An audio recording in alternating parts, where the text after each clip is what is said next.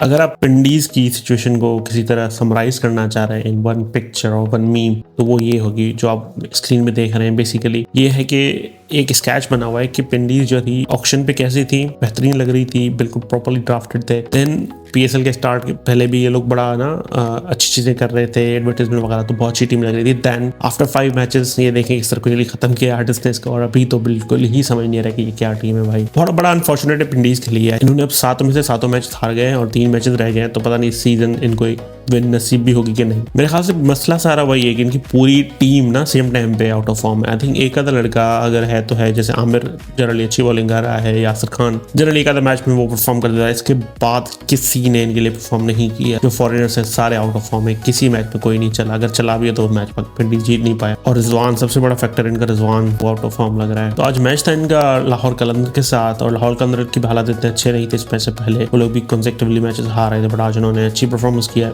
Basically पिंडीज इनको वापस form में ले आए, उन्होंने 200 करवाए लाहौर कलंदर्स, इसमें जो है फखर जमान और एक नया लड़का है मोहम्मद फारूक, तो उन्होंने बहुत अच्छी बैटिंग की, 120 रन की पार्टनरशिप की है। फारूक एक नया लड़का है, काफी ठीक ठाक लग रहा था, उसकी टीम वगैरह अच्छी थी, बट अगेन बिल्कुल नया है, कुछ बात नहीं कर सकते उसमें। फखर ने अगेन बहुत अच्छी इनिंग्स खेली 80 रन की, और आप देखेंगे ये फखर वही है बेचारा जो इनकी रिजवान और बाबर आजम के लिए कुर्बानी देता था। ये लोग ओपन करते थे, वो 6वें 7वें नंबर पे, पता नहीं 5th नंबर पे आता था, और ये है ही नेचुरल ओपनर। तो आज भी इसने बहुत अच्छी इनिंग्स खेली और टीम को जिताया। लाहौर के लिए कंसर्न आई थिंक सबसे बड़ा ये है कि इनके जो 2 प्लेयर्स है ना वो आउट ऑफ फॉर्म है। एक आई थिंक हारिस है जो कि इतनी अच्छी परफॉर्मेंस नहीं कर रहा, और आई थिंक इससे भी बड़ी चीज वो है सिकंदर रजा जो कि बिल्कुल आउट ऑफ फॉर्म लगा है। और लास्ट सीजन सिकंदर रजा ने ही इनको जितवाया था फाइनल, बल्कि पूरी लीग में उसने परफॉर्म किया था, तो वो बिल्कुल आउट ऑफ फॉर्म लग रहा है, वो कुछ नहीं कर पाया। तो आई थिंक वो ये 2 जो है बड़े फैक्टर्स हैं कलंदर्स के, डिसाइड करेंगे कि ये लोग आगे जा सकते नहीं जाते। तो चेज में पिंडीज ने खैर 178 समथिंग किया और ये लोग हार गए क्योंकि बैटिंग को चल नहीं पाई। एक यासिर खान ने 50 किया, एंड देन एंड में आगे साद मसूद ने भी काफी अच्छी इनिंग्स खेली, हारिस रऊफ को उसने काफी मारा।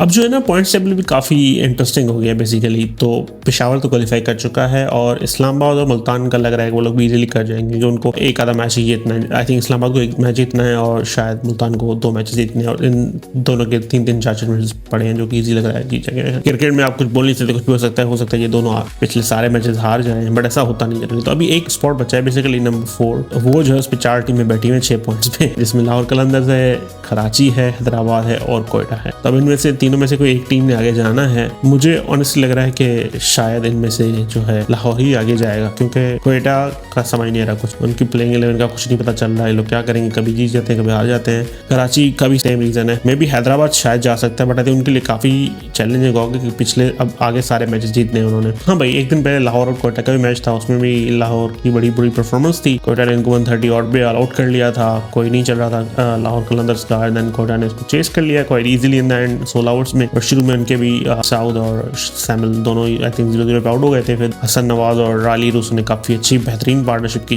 जिसमें मैच को पूरा काइंड ऑफ एंड तक लेके फिनिश नहीं कर पाए, but really I think end तक वहीं था। अगेन हसन नवाज जो कि मिडिल ऑर्डर में बड़ा अच्छा चल रहा है, उसने 49 किए, मैच विनिंग नॉक थी वो, और रायली रूस ने भी 60 समथिंग की, बट वो एंड तक खड़ा रहा, और लग रहा है कि रायली शायद फॉर्म में आ गया है, क्योंकि कोयटा के लिए बहुत अच्छी बात हो सकती है। आई थिंक इन्होंने इस मैच में ना बेटर टीम खिलाई बमुकाबले जो पहले। पता नहीं क्यों चेंज करते हैं आप, जब आपको पता है कि ये आपकी बेस्ट 11 है, उससे 19-20 हो सकता है, एक आधा प्लेयर ऊपर नीचे हो सकता है, आप कैसे करते हैं कि आप 4 दूसरे खिला दो, 3 दूसरे खिला दो, तो ये अजीब बात है। पता नहीं इतने सीनियर लोग हैं सारे लोग, अब मैं क्या ही बात करूं। आई थिंक देख के ये लगता है कि यार ये बिल्कुल ना गलत जा रहे हैं, कुछ गलत हो रहा है, पता नहीं क्या गलत हो रहा है, ऐसा क्यों हो रहा है, मतलब बड़े सवाल उठते हैं इनकी मैनेजमेंट पे। कभी एक कोयटा ने पोस्ट भी डाली थी कि भाई बेवन जेकब्स जा रहा है और इसलिए उसकी रिप्लेसमेंट आ रहा है दिनेश चंदीमल, बट इस मैच में दोनों खेल रहे थे, तो बड़ी सरप्राइजिंग चीजें हैं भाई। ये पीएसएल बोलते हो हाईएस्ट लेवल का टूर्नामेंट है, उसमें ऐसी चीजें हो रही हैं, जो रिप्लेसमेंट आ रही है वो भी खेल रहा है, जिसके लिए रिप्लेसमेंट है वो भी खेल ही रहा है, दोनों खेल रहे हैं। जी बात इसी तरह आई थिंक हैदराबाद में भी हुआ था, उन्होंने बोला था मैक्सवेल या मार्नस की रिप्लेसमेंट आएगा, बट दोनों खेल रहे हैं और कब से ही खेले जा रहे हैं। तो ये रूल्स का समझ नहीं आ रहा कुछ, ये पीएसएल क्या है, टीम अपने हिसाब से रूल्स बैंड कर रही है, क्या कर रही है समझ नहीं आता।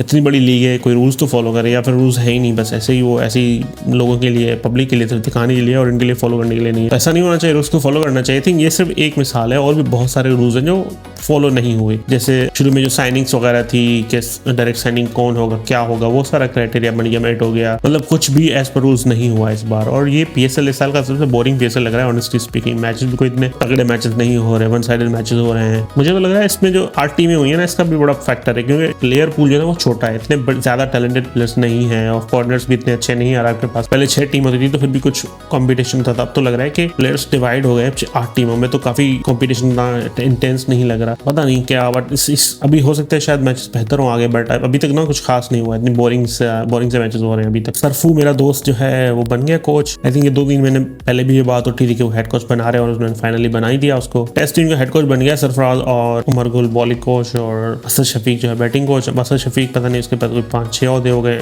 क्या है इसके पास कि PCB इसको हर चीज में इन्वॉल्व करता है। तो आई थिंक ये अब सिलेक्टर भी है, फिर वुमेन टीम का सिलेक्टर है, फिर उनका बैटिंग कोच है, पता नहीं क्या क्या है ये, डायरेक्टर है परफॉर्मेंस भी, और ये अब मेंस टीम का बैटिंग कोच हो गया, तो पता नहीं कैसे कर रहा है वो। और आई होप एक सैलरी में ये सारी चीजें कर रहा हो। तो खैर इन्होंने स्काउट अनाउंस किया है अभी, और बैलेंस स्काउट रखा है वुड से। इन्होंने 3-4 नए लोग भी डाले हैं, अनकैप्ड डाले हैं। अब उनको चांसेस मिलेंगे नहीं मिलेंगे वो बात की बात है। इन्होंने कुछ मिक्स बनाने की कोशिश की स्क्वाड में, तो देखेंगे। आई थिंक इसमें कुछ जो नाम्स हैं वो अपेरेंटली लग रहे हैं नहीं होना चाहिए, जैसे शाहिन जावेद जिसकी कोई परफॉर्मेंस नहीं है पाकिस्तान टीम के लिए। PSL में वो अच्छी कर रहा है, उसका PSL से आप टेस्ट टीम तो नहीं बनाते, तो उसको टेस्ट में डाला हुआ है, लेकिन हालांकि उसकी टेस्ट टीम में कोई इतनी खास परफॉर्मेंस नहीं है। रिजवान, आई थिंक रिजवान भी आउट ऑफ फॉर्म था जब वो टेस्ट खेला था लास्ट टाइम। देखते हैं क्या होता है अब, जब मैचेस आएंगे तो ज़्यादा फिर बात कर सकेंगे हम लोग।